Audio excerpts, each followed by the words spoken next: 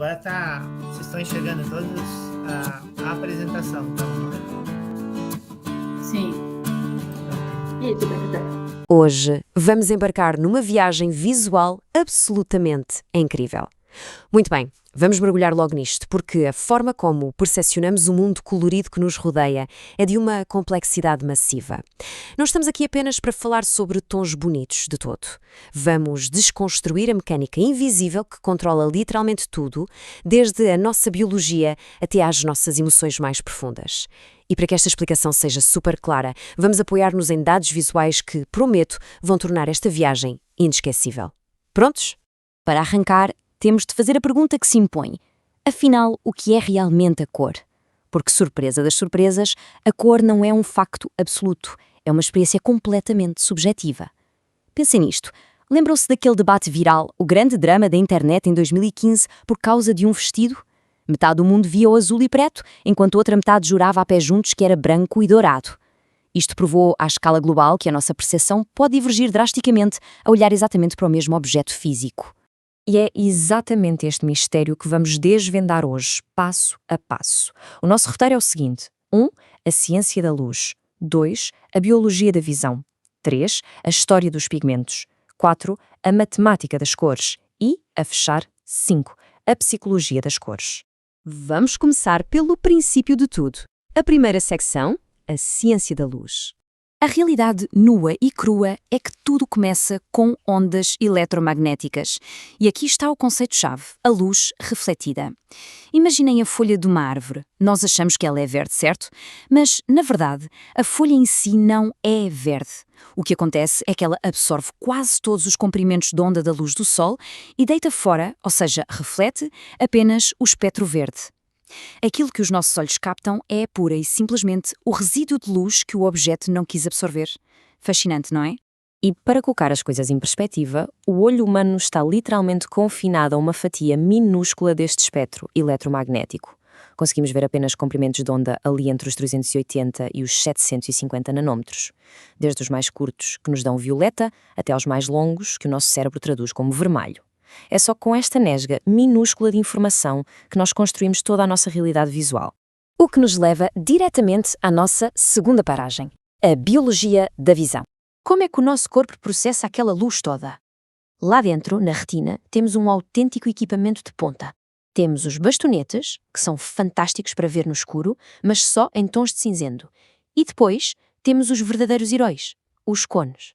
Temos 3 tipos específicos de cones, uns para o azul, outros para o verde e outros para o vermelho.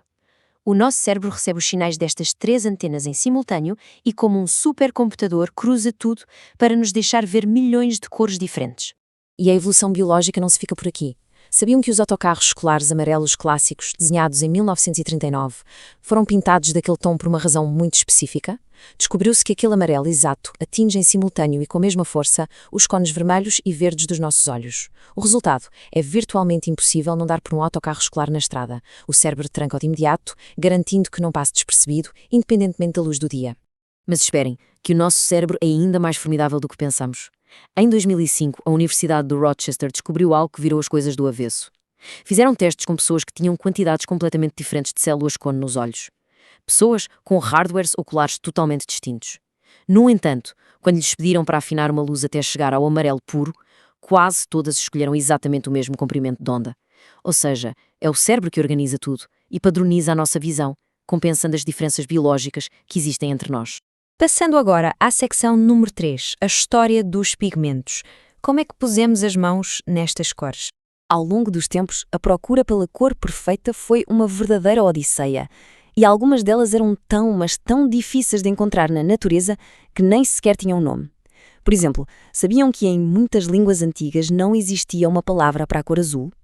Como era impossível extrair azul da terra ou das plantas, ao contrário do vermelho, os antigos simplesmente não falavam dele. Foram precisos os antigos egípcios criarem, de raiz, o primeiro pigmento sintético da história para conseguirem homenagear os seus deuses com esta cor. Se olharmos para a cronologia, é uma autêntica montanha-russa. Tudo começou há 40 mil anos, nas cavernas, com pigmentos naturais feitos à base de carvão e minerais. Avançamos para a Roma Antiga e deparamos com uma obsessão pelo vermelho pompiano. Só que eles usavam cinábrio, que é cheio de mercúrio e altamente tóxico. No Renascimento, o azul ultramarino valia mais do que ouro. Já no século XIX, com a Revolução Industrial, cores vibrantes como o verde de Paris invadiram o mercado, infelizmente carregadas de arsénio mortal. Felizmente, hoje em dia, já andamos a extrair pigmentos de algas e bactérias. Uma evolução brutal. Chegamos então ao quarto ponto desta nossa análise: a matemática das cores. Para a indústria moderna, não há margem para erros. Por isso, a ciência dividiu tudo em dois grandes sistemas lógicos. De um lado, temos a mistura aditiva, o famoso RGB, que lida com a luz. É o que está a acontecer no ecrã para onde estão a olhar agora. Juntando vermelho, verde e azul, construímos a luz branca. No lado oposto, nas tintas e impressoras, temos a mistura subtrativa. Aqui, trabalha-se com ciano, magenta e amarelo, e ao juntarmos todas estas tintas, subtraímos a luz, resultando num tom escuro, ou seja, no preto. Mas por que tanta matemática? Pois bem, imaginem o caos que seria se as marcas dependessem apenas dos olhos humanos. A iluminação de uma sala, a idade, o stress ou até o nosso humor. Tudo isso altera aquilo que vemos. Para garantir que uma embalagem é da mesma cor em Lisboa ou em Tóquio, a indústria depende de máquinas como os espectrofotómetros.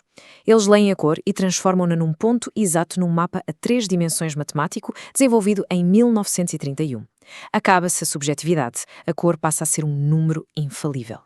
E com tudo padronizado pelas máquinas, entramos na nossa quinta e última secção: a psicologia das cores.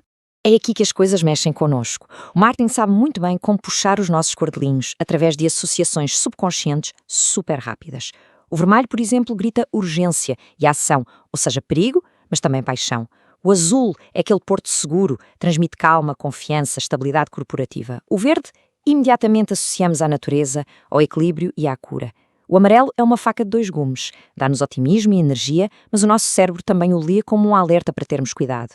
E claro, o preto traz um nível indiscutível de sofisticação, luxo e mistério profundo. Para verem o peso absurdo que isto tem na prática, vejam só este caso de estudo da Performable. O que é que eles fizeram? Pegaram num botão de clique numa página web e mudaram-no de verde para vermelho. Apenas isto. O texto ficou igual, a página ficou igual. Qual foi o resultado? Um aumento surreal de 21% no número de pessoas que clicaram. Uma única cor desplotou uma ação subconsciente imediata, contornando completamente a racionalidade de quem estava a navegar. O que nos leva a uma reflexão final, que, honestamente, nos devia dar a todos que pensar. Sabendo nós o percurso desde as ondas eletromagnéticas imperceptíveis, passando por pigmentos milenares e algoritmos de última geração, até chegar aos botões mentais que as marcas primem todos os dias, como é que as cores em nosso redor estarão, neste preciso instante, a manipular as nossas escolhas e o nosso comportamento em total segredo? Uma coisa é certa. A partir de hoje, garanto-vos que nunca mais vão olhar para o mundo da mesma forma. Um grande obrigado por acompanharem esta explicação.